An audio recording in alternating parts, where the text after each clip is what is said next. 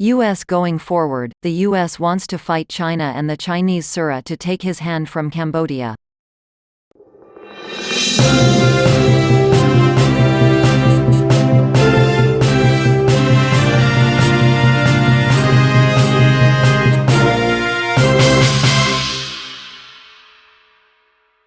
As Washington is getting annoyed by Phnom Penh's growing ties with China, Cambodia is likely to become the focal point of a major rivalry between China and the United States in the global chess game.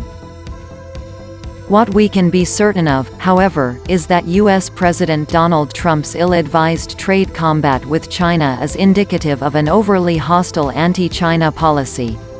Washington clearly seeks to contain China.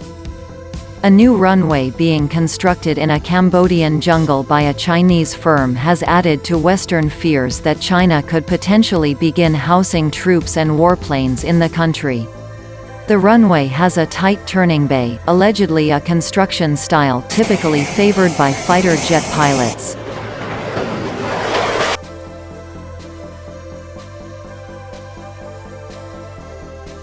Furthermore, citing anonymous sources, The Wall Street Journal (WSJ) reported earlier this year that China had signed an agreement which gave it exclusive rights to part of Cambodia's Ream naval base for 30 years, with automatic renewals every decade after. The agreement allegedly gives China the right to post personnel, weapons and warships there.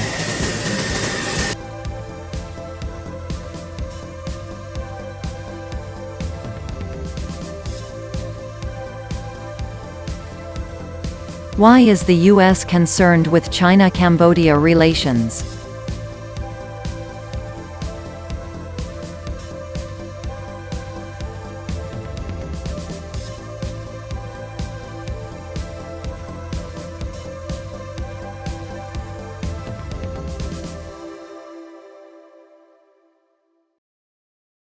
Cambodia has long been the subject of colonial interference.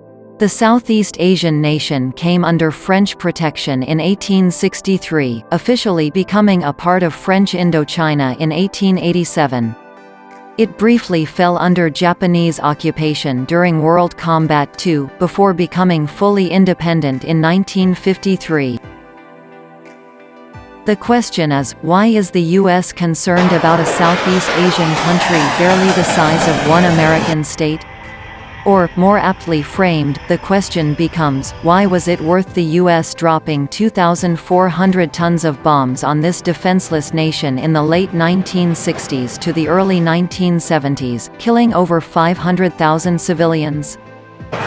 According to Stratfor, Cambodia's geopolitical significance lies in its occupation of a transition zone between the western and eastern portions of mainland Southeast Asia, specifically its central position between Thailand and Vietnam.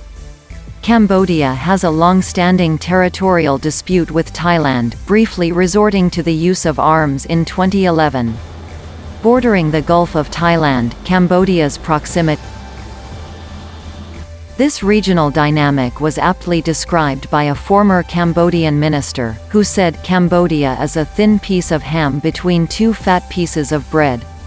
The idea that China could become the keeper of such a protectorate certainly was enough to warrant U.S. Vice President Mike Pence writing a letter to Cambodian Prime Minister Hun Sen, raising concerns that China could be building a dual-use facility in U.S. response. U.S. Secretary of Defense Mark Esper recently announced that the U.S. may consider relocating its troops to the Indo-Pacific region to confront China.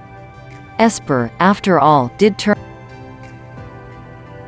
The U.S. has also heavily warned Cambodia not to put all of its eggs in China's basket, so to speak, but it is still far from apparent if the U.S. genuinely cares about what happens to Cambodia, given its past actions. Earlier in December, the U.S. also began imposing fresh sanctions on associates closely linked to Hun Sen. Cambodia, for its part, is likely caught between a number of rocks and hard places. At the larger end of the global chess game, it will become the focal point of a major international rivalry between China and the United States. At a lesser level, it will have to contend with its neighbors, including Vietnam and Thailand. In the grand scheme of things, seeking that Beijing provides military protection may not be a far-fetched idea at all.